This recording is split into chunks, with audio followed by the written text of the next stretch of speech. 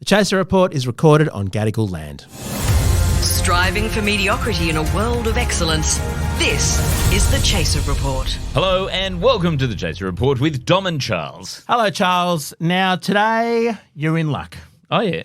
because today you can talk about your favourite subject, OpenAI and ChatGPT, because it's actually in the news. Yes, and the thing is, I just want to warn listeners that this does not involve me replacing Dom with AI at all. We had a huge number of complaints about that episode. That's so sweet. I'm actually genuinely surprised. Even if I'm honest. It even made me long for you, Dom. Oh, my God. I know. Wow. No, this is about the massive news coming out of the US over last weekend, which was that Sam Altman, who's the CEO of OpenAI, Yep. was fired. Well, of course he was fired, Charles. Well, because Americans don't like success. No, because they've got ChatGPT. What can he do that he's built his own destruction? Well, I think you'd find if you listen to the episode where I placed you with AI. I will do that. It sounds like the most and possibly only affirming thing ever to happen to me. So I'm saving it up to a special occasion where I feel particularly miserable. Hey, let's get into the world of AI and the bizarre decision to fire the CEO of the world's most successful AI company after this. Okay, now, Dom, you know how I often come on this podcast and update you with information that then a few weeks or even months later turns out to be absolutely true? That does happen. It's true. Particularly the submarine. I was really worried about how morbid and detailed you were, and I thought the chances of you being wrong were about as great as the designers of the submarine. But in fact, you were spot on. I was right. You were the oracle. Same with the Wagner thing, Evergrande. I mean, Actually, that's true, Evergrande. I must say, the Chinese property market, which, you know, like, if you're a devoted listener to this podcast, you'd be across. There have been a couple of... to be honest, it was the best investment advice I've ever got, Charles, is don't go long on Chinese property stocks. But, I was going to sink all my life savings in. But that's again in the headlines today because the rest of the market is now collapsing. Of course it is. It's like a Chinese skyscraper. It's just sort of is imploding. Dear. Anyway, point is, I'm going to give you a similar sort of analysis of the Sam Altman firing because I have to acknowledge that this is a bit of a conspiracy theory. No one actually at this point knows why Sam Altman was exactly sacked from OpenAI. So let's just recap for those who, unlike you, don't read every single article in the news about OpenAI. So this is the company that makes ChatGPT, the world's most prominent generative AI product, the thing that students have been using to write essays for about a year now. Yes. That's changing the world. It's changing the bullshit marketing emails that you get in your inbox that you don't read. The great is no one writes them now. No one used to read them, but now no one writes them either. And the whole thing is that OpenAI was originally a non-profit company. I mean, it still is a non-profit company, right? And part of the reason for that is that the actual principles behind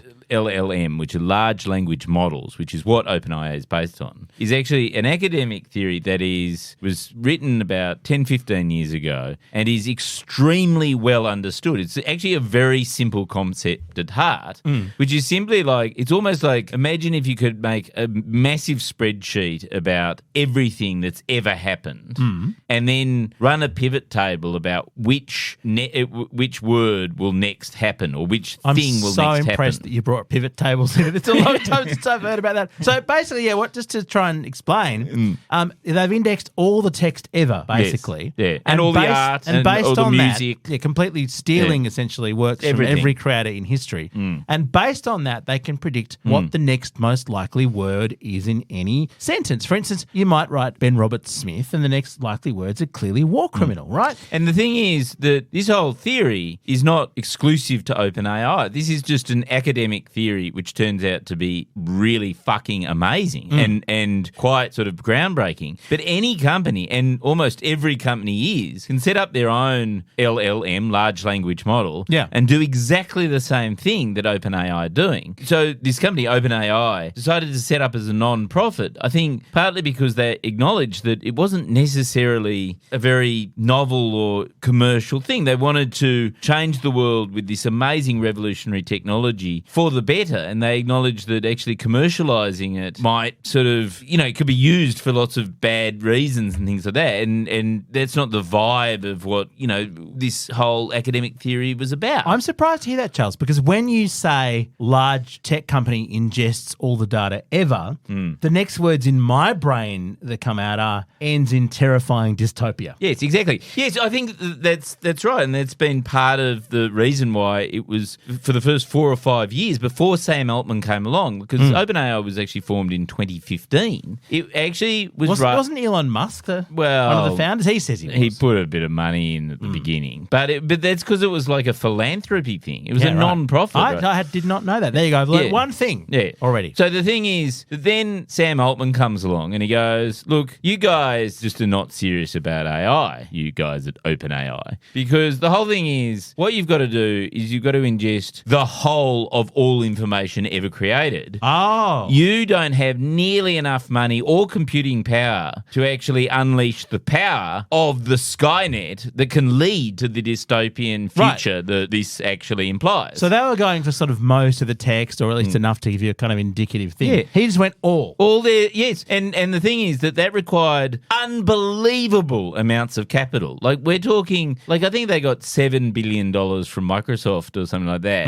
I think over the course of the last few years, he's raised sort of $20 or $30 billion. There's certainly another $8 billion sort of that he was about to raise. Wow. The valuation of that money and that thing, what he did is he immediately, as soon as he got, appointed CEO, he then set up a separate company called the for-profit arm of OpenAI. Of course. And he said the reason why we need to do that is because we need to actually ingest all of the world's information. That's billions and billions of dollars worth of computing power. So he raised all this money. The latest valuation that he raised it at was $86 billion valuation, Lord. which is over 100 billion Australian, right? Very, very amazing sort of thing. And that's to use our preferred metric, that's a quarter of a submarine, isn't it? And that is why OpenAI suddenly, as soon as he arrived, suddenly became incredibly exciting and interesting, because suddenly they were actually unleashing the power of this theory.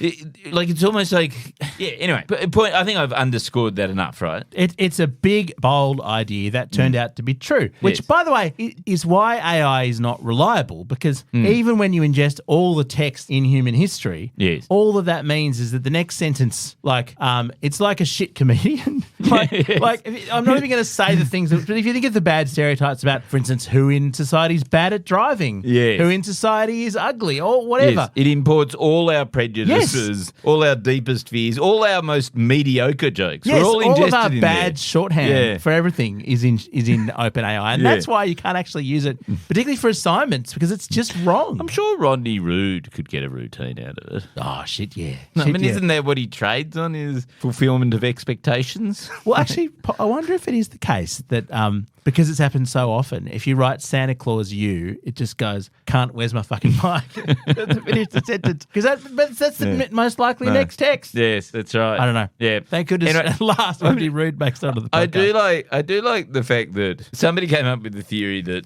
well, if you could know absolutely everything, then you'd probably be able to put together a fairly mediocre sentence, right? Yeah. But that is literally, instead of going, because for years AI was all like, okay, we've got to understand the semiotics of what's going on. And the revolution was to go, oh no, fucking shit. You don't need that. Let's just add a few more GPUs to our calcs. Yeah, and just basically guess. Do a statistical analysis. It'll be kind of right most of the time. That's what they've achieved. Yeah. They've achieved kind of right most of the time. Yeah. Which is kind of like this podcast. Not unlike you, Charles. Yes, that's right. They've made a digital Firth. But it is interesting because that's why I don't want to bang on about this, but you can't use it for research because it doesn't know what you asked it. It doesn't understand the question. It's basically like a smarter version of Google that's ingested everything else on the web. Although Google references, by definition, references its works because it's linking you to actual information. I mean, that's the other example that's so fascinating in this space is that the inventors of Google went, whichever article has the most links to it is the most authoritative and so on and so forth. So these insights can make your company massively valuable.